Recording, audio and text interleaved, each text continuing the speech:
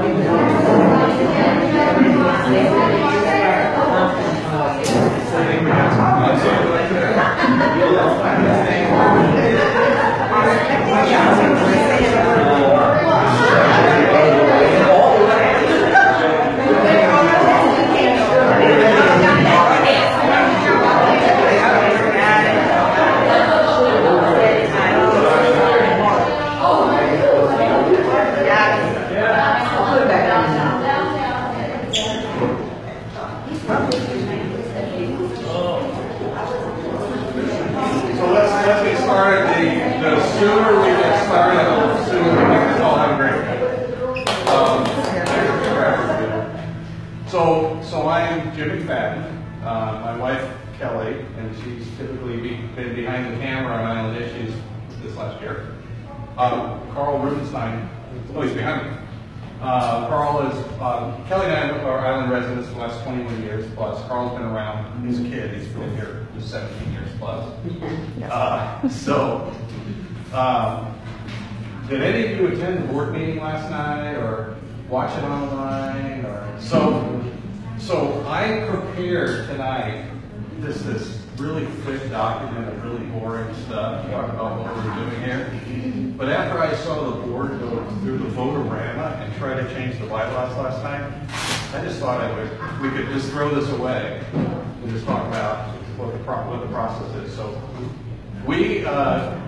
Carl has been researching and looking at our bylaws for a year plus. 100 years. 100 years. And he's actually worked through the board and the board's attorney and talked about some modifications to the bylaws we'll talk about the specific ones. And he's tried and come really close, and then it's like Charlie Brown, you rip the football away at the end and you're laying in the mud. So Kelly and I partnered with him and said, look, let's go to the next level. Let's ask all 5,300 owners to hold a special meeting and to vote on two very specific proposals. Nothing more at this meeting, nothing less. We believe that the right to amend the bylaws should be reserved to the entire community. You should be given an opportunity to understand what they're about, to debate them, and to vote on them. Then we live in the community with whatever the results are. Now that could be a long process, which is why bylaws are not changed that often. It takes a lot of work to get them changed. The other thing we're pushing for is we believe that once we put an elected member on the board, like Mark Jones, that the board can't simply get together and throw him off the board. State law does describe when you lose your board seat. And it has to do with crimes, financial crimes, and moral turpitude. So if a board member commits a crime, then they got to go. That's for sure. Or if you don't want to attend board meetings, then we were proposing to give the board the right to remove a board member if they don't want to stay and do the job. Other than that, whether you like or dislike their role they're playing, the community put them on the board and we want them to stay on the board. We want them to be able to talk amongst us, and we want them to be able to form opinions and argue and debate. We don't want to, again, order anybody on the board. So those two things is really what we're talking about.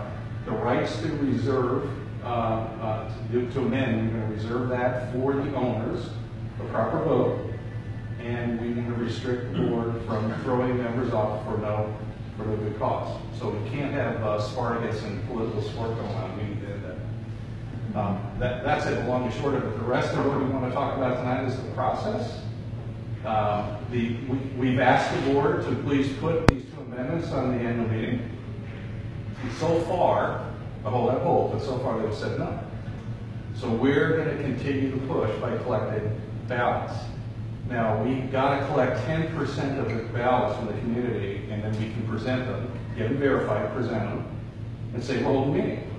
And at that point, we can have a discussion with them to say, let's put it on the annual meeting, or what's that meeting?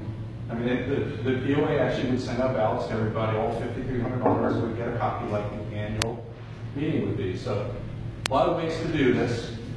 This is an unusual process. Even across the United States, Carl's talking to attorneys all over the place, and they're scratching their heads saying, that's an unusual thing you guys are doing. And when the board looked at it last night, there were a couple of things that we just found interesting. They said, we've been handing out the wrong bylaws. Well, we knew that, but that was a shock. And with this new process with us, we wouldn't be handing out the wrong bylaws. We'd all be discussing it, we'd all be voting it, we'd all be filing it at the courthouse as required. We wouldn't have the mistakes that we've had. They said, they can do this, the members can do this, and then there was a debate about the legality of them, but there was a question about reserving the rights to amend. But that was a, yes, we can do it, and maybe there'd be a later discussion. And they absolutely said we could put in the bylaw in place that would keep them from throwing board members off. So it's early days. We announced the ARCH 2 weeks ago. And the ARCH is arch enemy. The ARCH is just, it's just an umbrella. It's a marketing group organization that allows us to put materials, to put out flyers, to collect ballots. Cool website. Well, it's got three people per meeting. We're large. That's it. No secret group. We're the evil empire. Yes. Yeah. No secret. Yeah. So Orson and Jones 33. Trying to. Yeah, I think we're up on the list there. So we've already explained and worked with John Bell on the verbiage that's gone into the bylaws amendment, the proposal. So there's conversations that have been going on for months and months. So none of this is really a surprise. The surprise was when we formed a group to start knocking on doors to collect ballots. So voting has begun already. And we have taken in a number of ballots already, but I'm going to tell you a little bit about what the voting process will be like. We hope that actually some of the things we're doing, the POA might even think about adopting in the future. So we have multiple ways to submit a ballot. You can print it, fill it out, hand it to us. You can, and people have done that. You can print it, scan it, send it to us. People have done that.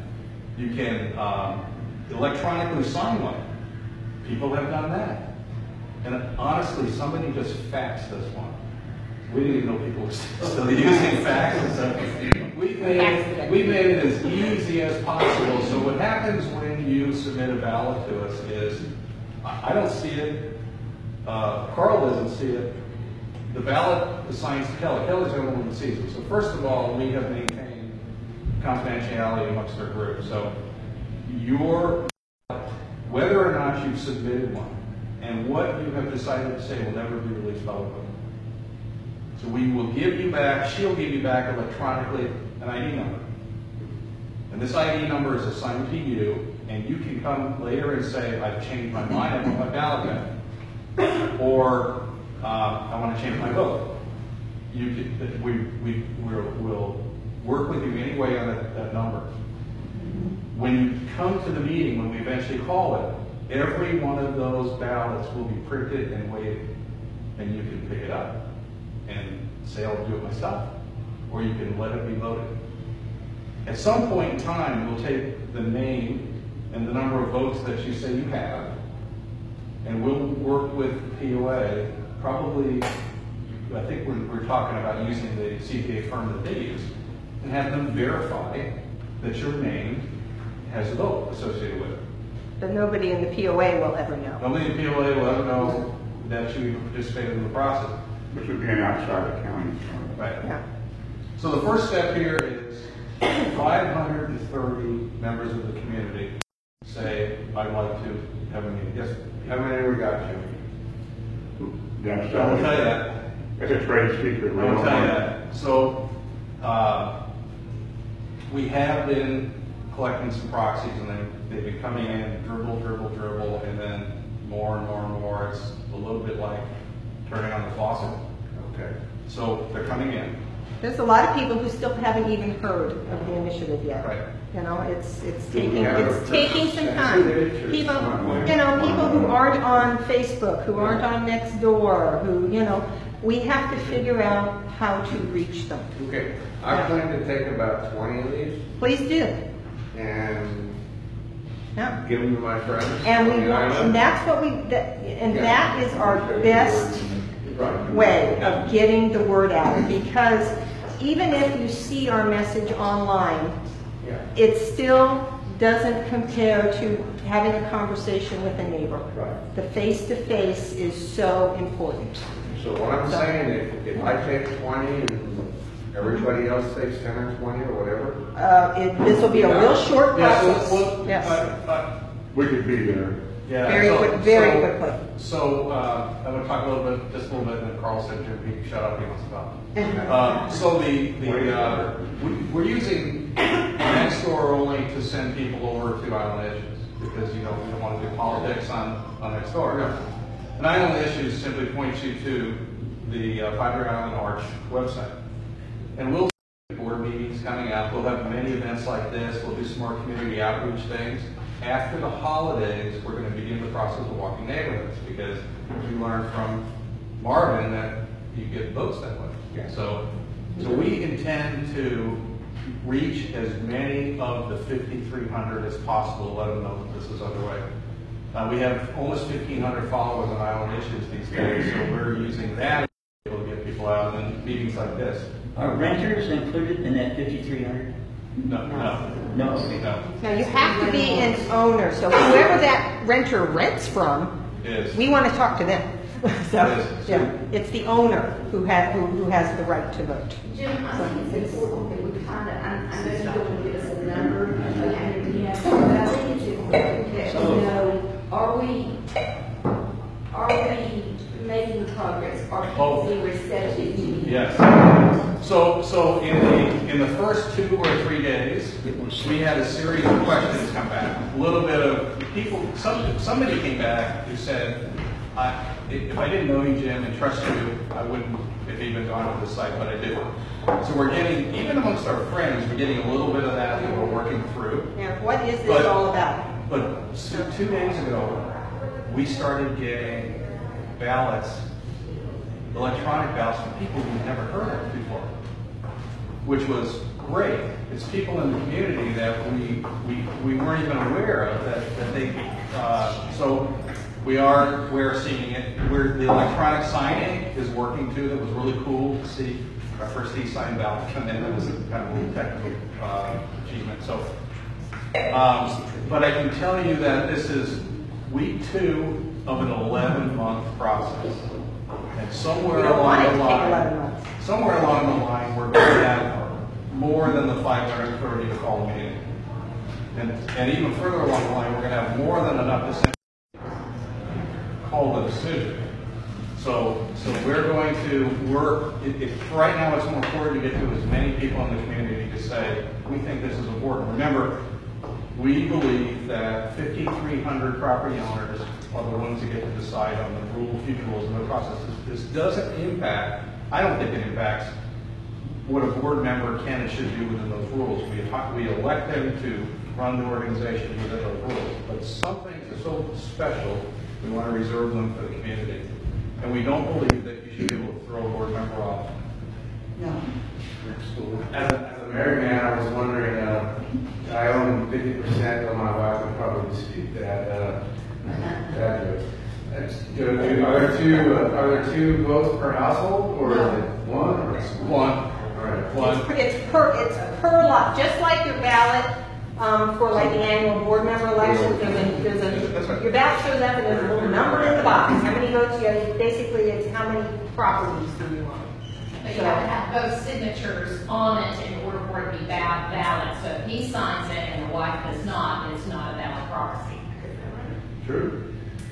I don't think that's. Because that's the way it is when we vote at the annual meeting. Yeah. I did not put mine, it was half of the vote. Really? That is correct. You have to have both. That's signatures. awesome. Yeah, you have to.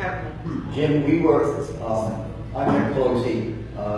It's interesting, we're married, but we have separate names. She is Anne Marie Horvath legally, Pelosi socially, Horvath legally. We were challenged a year and a half ago that she signed it, Anne Marie Pelosi, and that made it an invalid ballot. Okay. That her legal name was Horvath. Well, we said, okay, so we got another ballot and she signed it Horvath. But yes, we were So one of the both of things, us signed it, but they said that's not a So Jan, one of the things that's happening as we are collecting ballots is people are filling in where they really can be reached at. Here's their phone number, here's their email address. So the folks that are providing ballots are giving us a specialized list. And so if there's any challenge on the verification of the ballot, we'll go back and say, name might be different. That's excellent. I appreciate that. And maybe they were just trying to shut you out.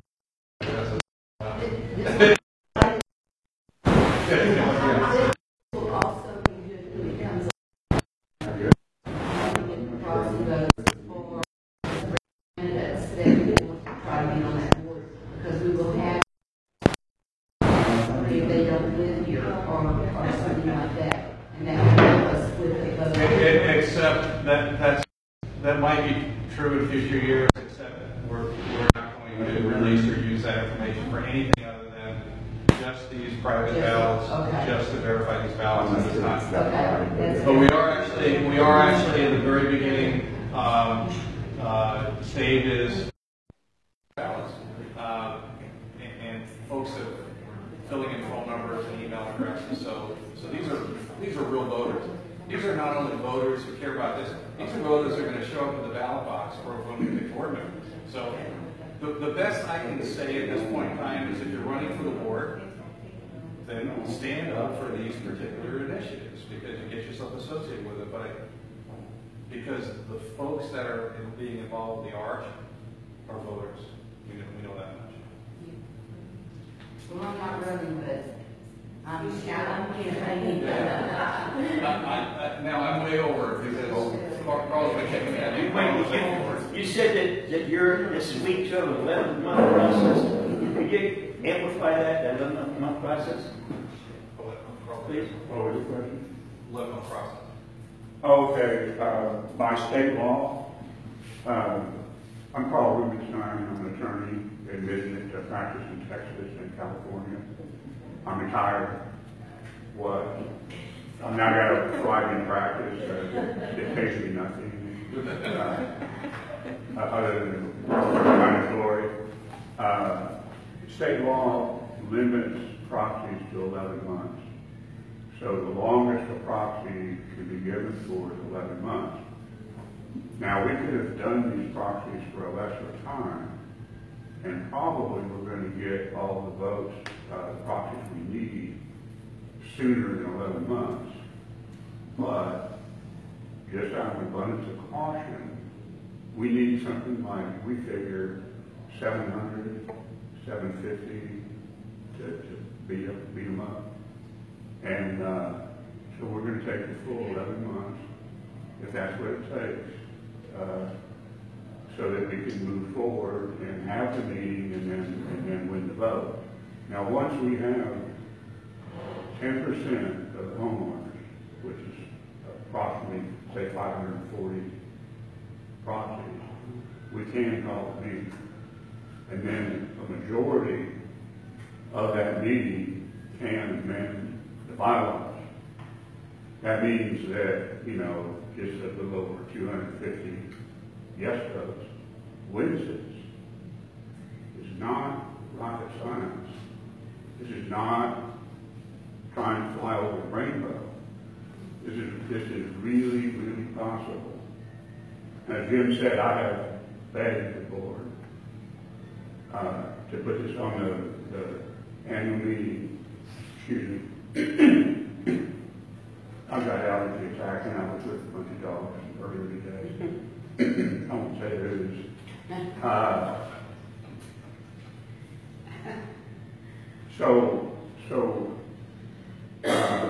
That's the reason for the 11 months.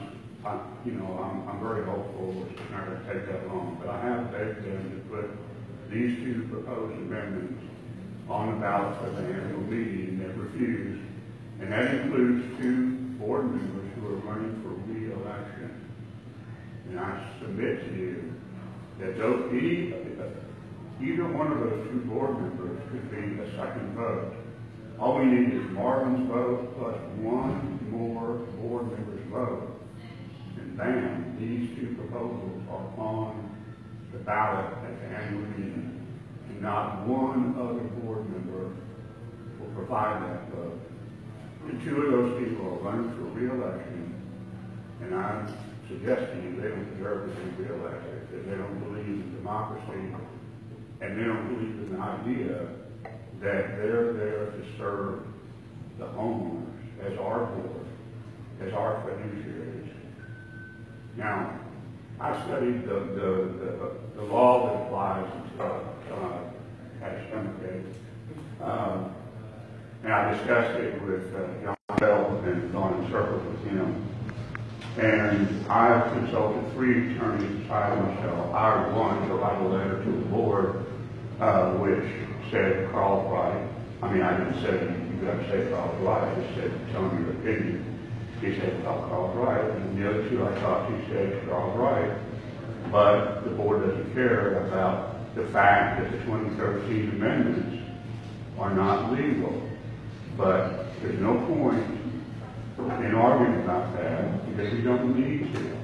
Because if we take these 2 amendments, we just leapfrog like an arch from here, where there are actually problems that could be caused to us homeowners because they're illegal.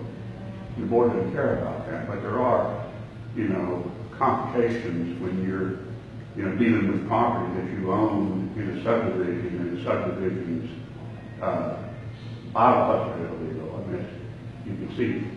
But what we're going to do is we're just going to walk the arch over that, and we're going to go back and we're going to amend the bylaws, and we're going to remove the power they seized illegally in 2013 to give themselves the right to change bylaws.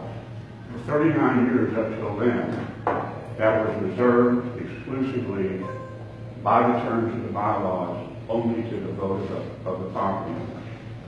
And they did not have the right to do it, and they decided at a board meeting to give it to themselves. And there are other reasons that that's not kosher, but there's no point going into it. But by going to these amendments, what we do is we restore, or put it another way, we take away from them the power they seized, and we restore the rule that existed for 39 years. The other rule that they can kick a member off, board member off for no reason, which it seems to me to be so absurd, actually is allowed, but it's not the default rule in the statute. And we're perfectly within our rights to change that rule to require a person that's going to be kicked off, you have to prove just cause, which as Jim's already explained is a felony or a misdemeanor involving moral turpitude, or just not going to meetings. Okay, that's fair. Now, it's really a 2-pronged attack. One prong is to stop the hemorrhage, the legal hemorrhage, or the what I call the two holes in our ship of ownership, which are these 2 bylaw changes that allow them to do whatever they want to. Any 4 of them, under these rules, if they were legal, can just rewrite the bylaw. Any 4 of them. 5,300 of us are stuck with whatever they're reading right now. And then the other thing is we get working on the board, and what do? It's like a sword hanging over Marvin. Every board meeting, he gets the fisheye. And they're going, they're giving him the eyeball, well, you got this sword, and we know how to use it, Marvin. Well, we're going to take that away. And we're going to do it by this process. So that's all I have to say. But we're going to open the floor to questions. And I'm happy to answer any that you might want to ask me right now, and I'll turn it back over to Jim. I was just going to ask one thing. What if King Moore, and that's what we call him, King Moore, just says no, like he's disregarded all our other bylaws?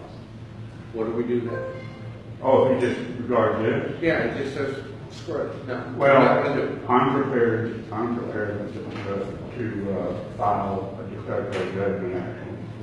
And, I'm a business, I'm board certified business, well, this is for everybody.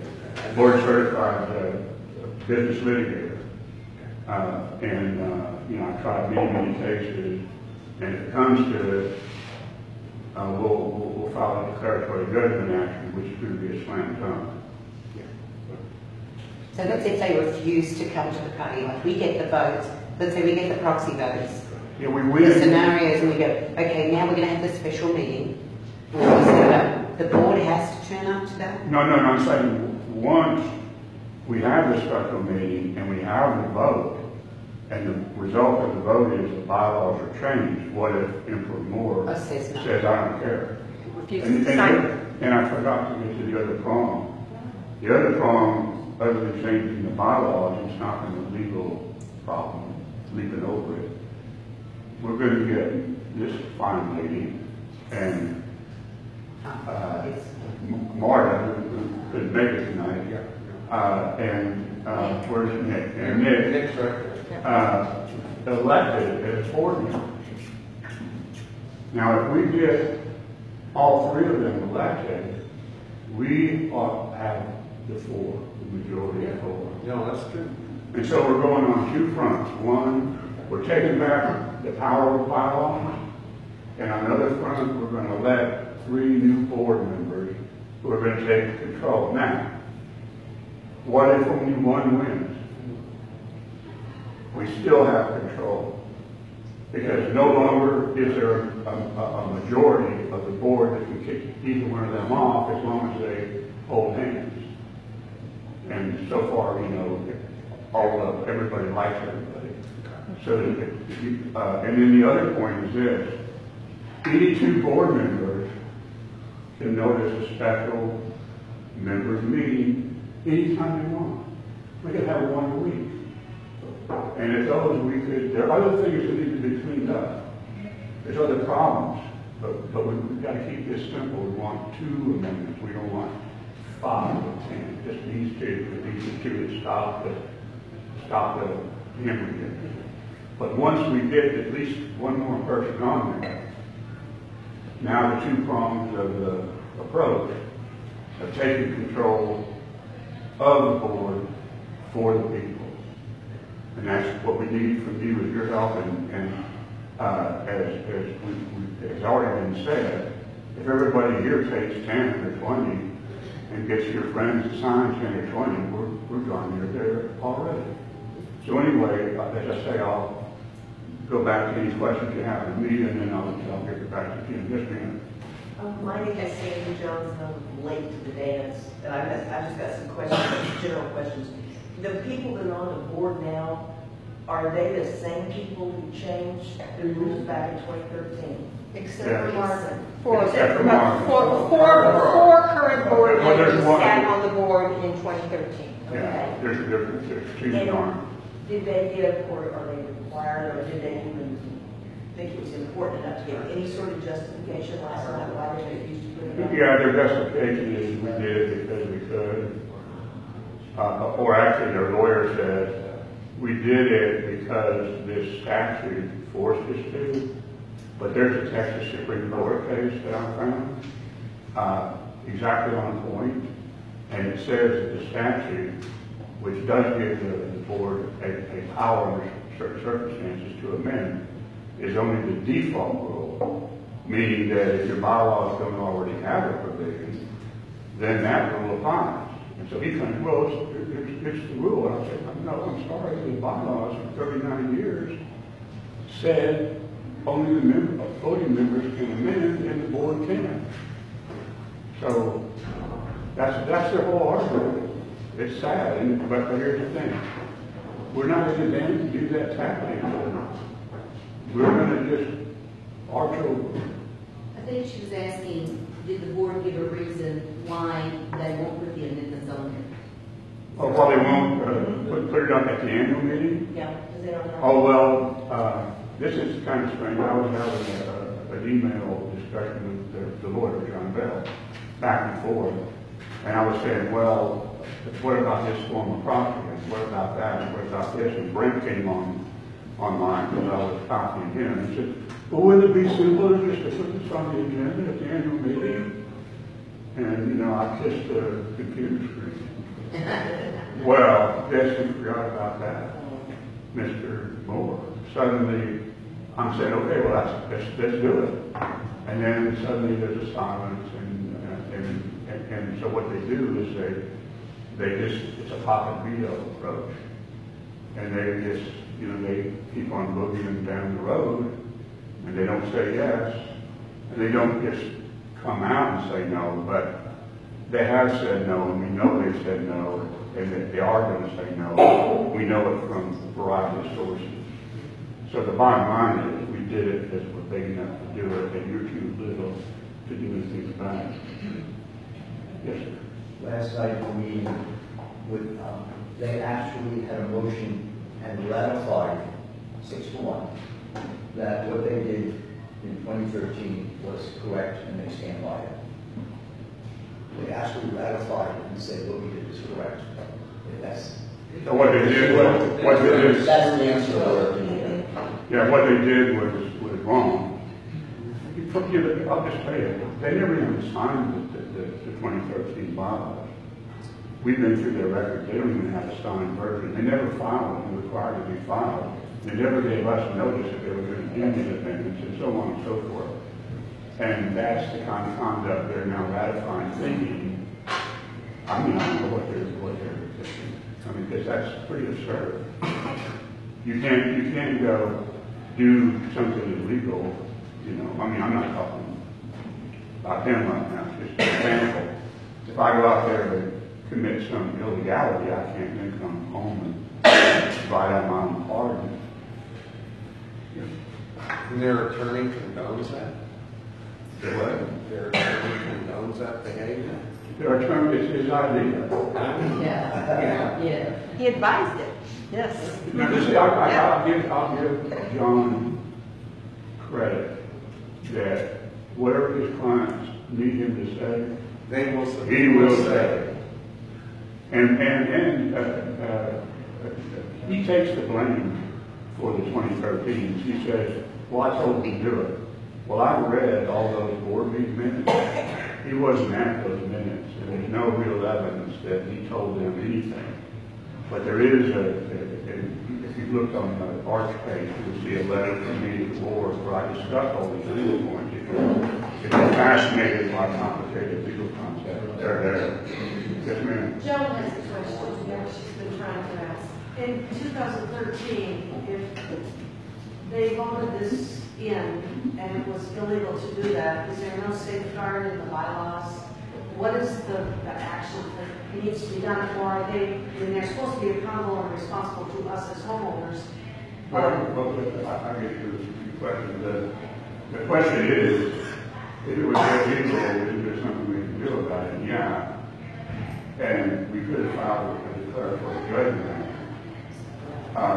which the attorney I was saying is all his board certified civil trial inspector. And he is still prepared to file suit. But, I mean, I don't want to see this stingy, but I just assume not spend $35 of my money when the problem can be solved by the audit. If you do that, we will spend our money to file a suit, and then the board will use our money to fight us. Yeah. If we do it this way, it doesn't cost us anything. It's quicker than if you went to an attorney, with 2 attorneys in the room, I hate to say it, but it would take years. No, actually, if we had to file a declaratory judgment action, I don't think it would take years. But we'll be in that. Because, see, the beauty of what we're doing is we're skipping it. We're skipping it. We're not going to do aggravation. We're just going to take the vote in our own hands and change the bylaws the way we're allowed to, and straighten out and let these 3 people to the board. We're going to change things the way they need to be changed. Well, let me take just a second and bring it back to the armchair for a second. way back in 13, there were just a lot of problems, and we've just uncovered them. We only began to uncover them in the spring of 2017 because there were a lot of problems with the 17 bylaws. But if you forget all that, by taking the rights and reserving it for the homeowners, a lot of the 13 issues would have been resolved. Some of the 17 issues would have been resolved. We would have had proper formal descriptions of what the changes were and what the impacts were, like you see on a regular city ballot. None of that happened in 13, and none of that happened in 17, and none of that happened last night when the board changed our bylaws again. But again, we don't need to argue the law. So this is basic stuff. By the community having the rights, then they would have to write this stuff. They'd have to send out something like this. They'd have to ask your opinion, and we would all vote, and we would live by it, and we could avoid these issues. So the approach we're taking with the ARCH, I think solves a lot of these issues. Because the board we have today, they'll be gone in the future. We went 20 years without changing bylaws and another 20 without, and we may go 20 again, but in some distant future, who knows what board will do what. We want to make sure we put the safeguards in place today so down the road we don't have these issues repeat. Any more questions from you guys? Barring the lawsuit, what's the financing you guys need to help out with what we're doing here? If you get us properties, that's all we need. You know, the three of us are spending a little bit of money, but you know, we're not going to have to we're proud to do it. No, I'm going to speak up just a little bit here. Okay. You know, we have no need for financing right now, but probably the one thing that we would want to do in order to reach every homeowner, because we are a community that is spread across the country. Yes. You know, we're waiting for the winter Texans to come back so we can start walking the streets and hope they're home when we're not. But ultimately, we would like to do some mailings. And mailings are expensive. Best case, it costs 50 cents or $1 to send somebody a little postcard and hope they read it. So, you know, mailing is our last thing that we really want to do. We're trying to get the word out in all the other ways that we can. And then our plan would be to somehow, you know, match the member list to the list of people we know we've reached and say, okay, who's the people we haven't reached, and maybe do some limited mailings like that. If and when we get to that point, we may ask people, because at that point, to do just a single mailing, we're talking hundreds of dollars and things like that. So at that point, we may ask for some help. But there's also a chance that the POA may, the way I read the bylaws, they have to send out our mailing, but of course, I'm sure they're trying to come up with something actually on why not. Yes, ma'am. Is there a bylaw living document that as they make changes, unless you buy a new home and you happen to have the new bylaws, is there a living document, a bylaw that changes are made somewhere where anybody can find it? Yes. And where is that? If you go on the POA website, POA, just Google that, you'll get to their website, and then at the top they have little categories, and if you go to what building, Yeah, I don't know why. you gotta search around a little bit, but at some point you can find a link that says bylaws, and you click there, and there's a PDF of the code. different programs, but anyway, the bylaws are on there, each subdivision covenants are in there, and the article of incorporation are in there, but the main document that governs this, other than the covenants, which cannot be violated by the bylaws, but the main day-to-day thing that helps us rehearse this are the bylaws. And then, I think one trouble is that only what they consider the current version is probably online. Yes, You know, it maybe is. we could have all the versions They take everything online. Yeah. Could we do that? You know, if you go to PadreIslandArch.com, it's on the flyer.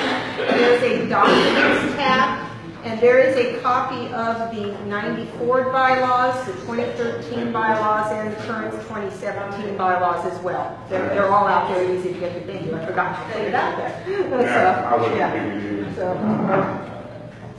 Thank you.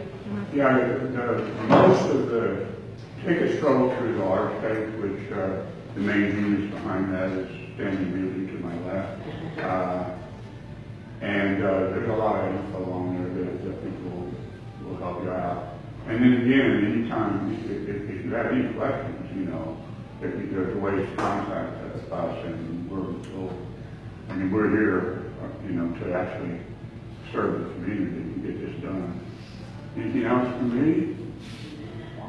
Okay, thank you. Jim, you said that the board actually changed the bylaw last night? yes, they had a bylaw vote last night. What bylaw did they change? So we have gone, we've been tracking this for months, and you gotta put a miner's cap on to get in and follow all the pieces, and so in our process we realized we found problems with 17 that required a change. The problem was 17, then it took us back to 2013, and in 2013 we found that they never gave us proper notice, they never signed it, they never filed it with New Essex County. So that took us back even further to 1994. The 1994 bylaws were typed on a Smith Corona timeframe. Marvin says we're giving out the wrong information. I'll take any corrective on that. That they didn't change it, they left out a paragraph from the 13. Yeah, on the They 7th. didn't change it. They left out a paragraph, and there were several words throughout the document that were also missing. Yeah, Yes. but they didn't Yeah. change it. So, Well, leaving it out, So in 17, when they put plurality in April, they also had a problem with elsewhere in the bylaws. That takes us back to 2013, and some of the discussions were, I think we maybe need to go back to 1994. So lots of opinions out there. What the board did last night was, Marvin can correct me, ratify what 2013 was and said, now go file it and make sure we clean this problem up. And Marvin, there were additional amendments. There was another vote to amend something last night? Let me set the record straight. With regard to the 2017, the original 2017 document had left out an entire paragraph regarding the status of the executive coordinator. This is what Jim brought to everybody's attention. Last night, they put the paragraph back in where it should have been in the first place, into 2017. Okay? The purpose of the original change in 2017 was to change the number of votes needed to get elected at the last election, since they had 3 counts. Okay? The board got tired of spending money for elections, just said that the guy with the votes wins. Okay. So that's what happened last night regarding the 17. There were also a few other words that were included, such as the old executive coordinator was changed to executive director because our new person got an upgraded title, not to make money, which is fine. Becky Perrin is doing a great job. She is. We are very happy with her. The board's happy with her, the public's happy with her, everybody likes her. Yeah. That's a good thing. Okay. So that's that straight. Now, in terms of the 2013 ratification and whatever they call that, okay, I voted against that. It was 6-1. My position was that in 2013 I wasn't there. I don't know what happened in 2013. There was no signature on that 2013 bylaw, which is a form of verification that the document's correct. So I refuse to vote for that. And that's what happened.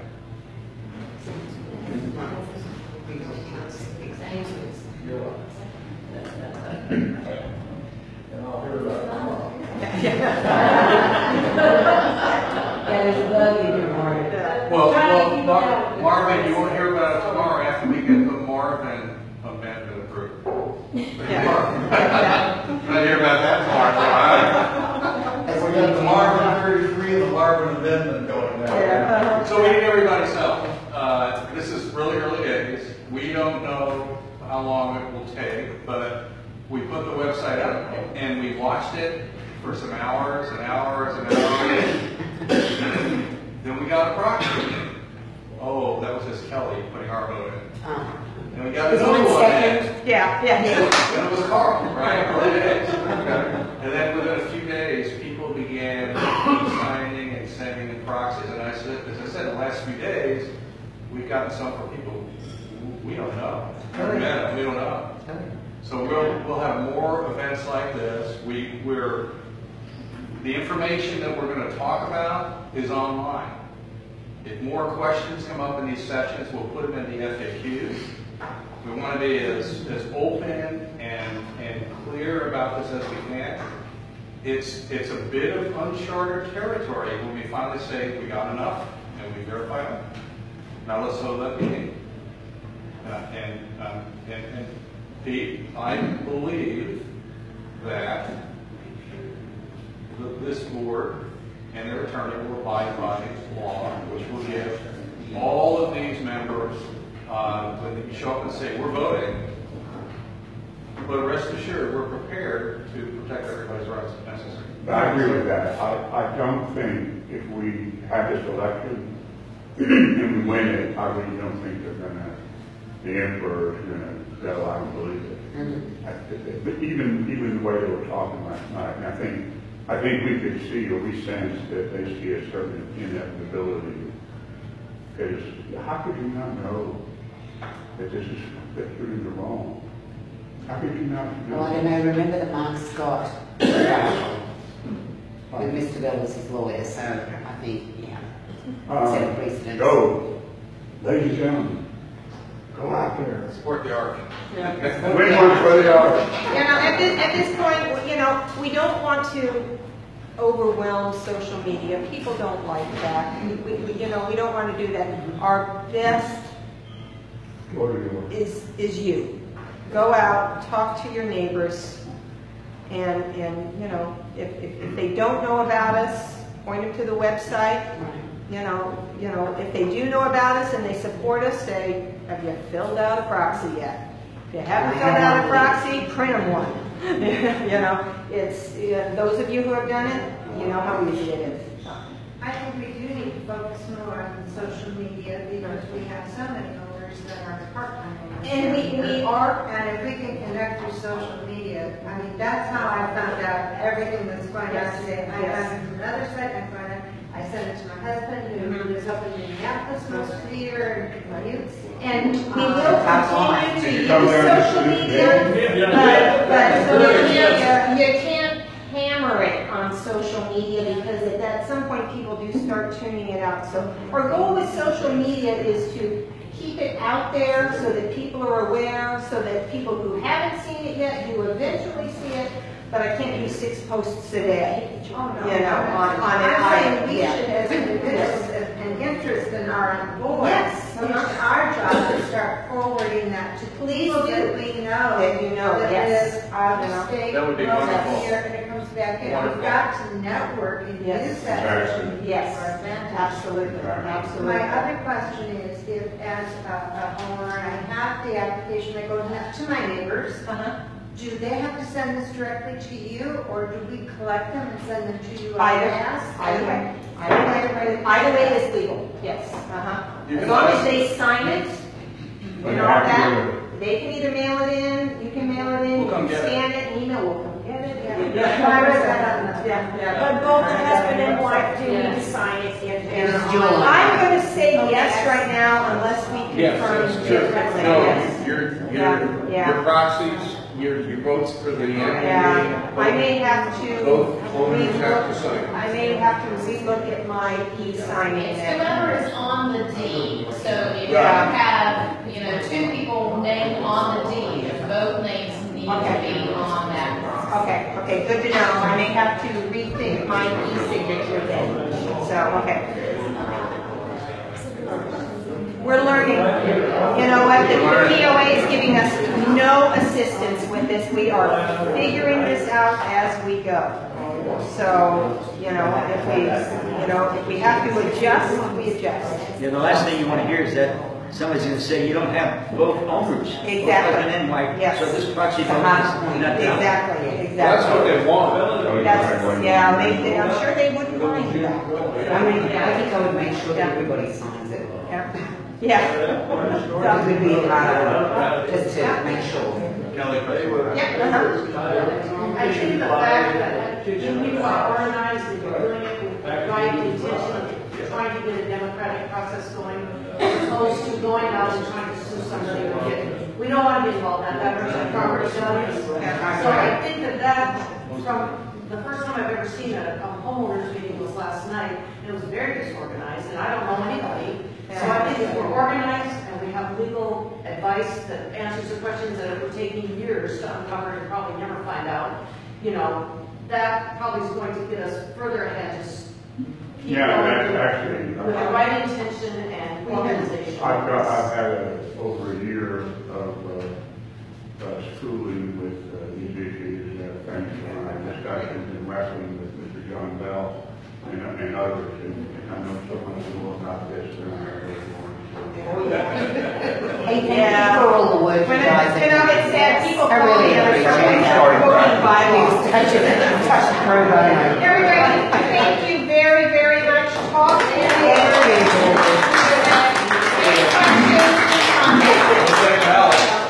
Inside, and if you have to send in a proxy, please sign it.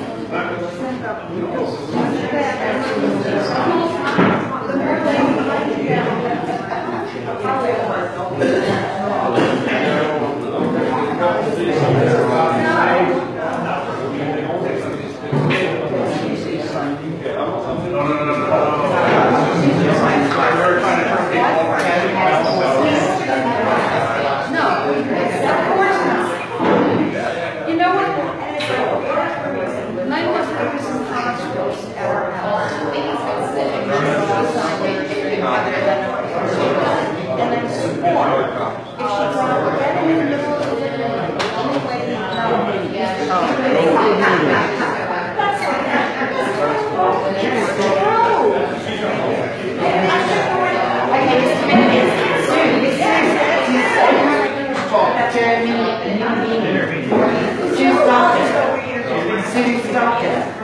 I'm holding you up. you're holding us up. No, we talked all the time. I thought he said you guys are told. I said, oh, yeah. I just wanted to make sure. That's why I wear a name. Years ago, when the telephone. Yeah.